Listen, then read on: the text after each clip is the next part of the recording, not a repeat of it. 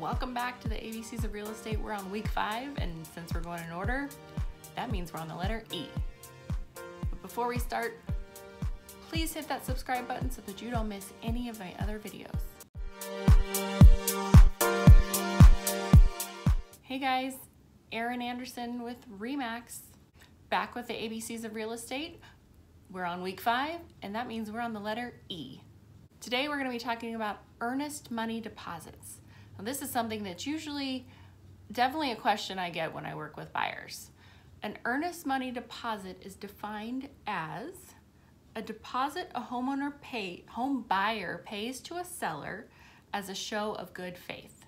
Now, an earnest money deposit is not required, but it is customary, especially in our area, for a buyer to give the seller a deposit amount just to show that they are committed to this sale because they've got some skin in the game. That money is paid once an offer is accepted. Typically in our area, you have 3 days to get it into a title company or an escrow company who holds that money until the closing of the purchase.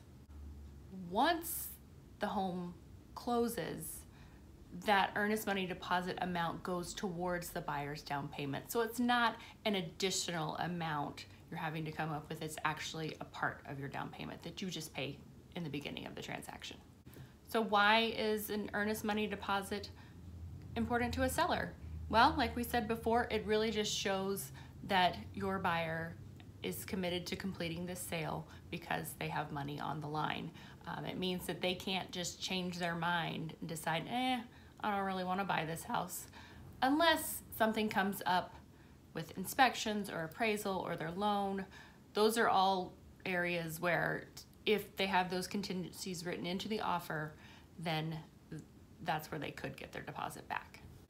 Usually sellers see a higher deposit amount as more of a commitment on the buyer's part.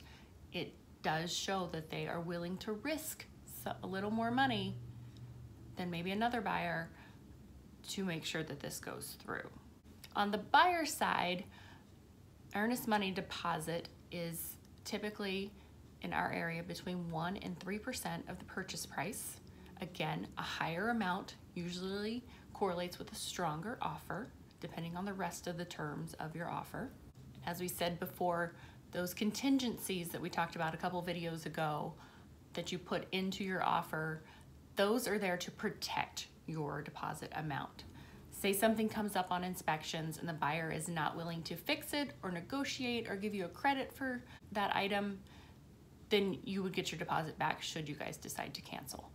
Say it doesn't appraise, and like we talked about, we can't come to that meet in the middle, or the buyer come up or the seller come down, then should you cancel, you would get your deposit back in that case.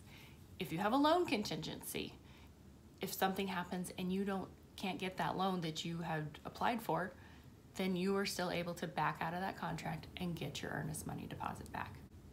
Once those contingencies are removed though, then your deposit is at risk.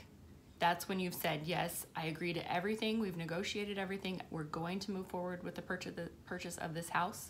So if for some reason you decide to back out, then it would be possible that the seller would be able to keep your deposit.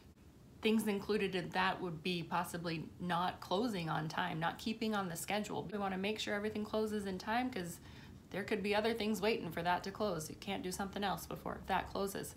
So if you're not on schedule, then the seller could say, you know what, forget it, I don't want to sell this to you. But in that case, they could keep your deposit. So we want to make sure we keep everything on track and keep everything moving smoothly.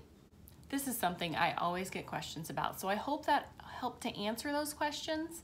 If you have any others, please put them in the comments below, and of course I'll be happy to answer them. Again, remember, like and subscribe so that you don't miss any videos, or ring that bell. I hope you enjoyed this, and you will join me again next week.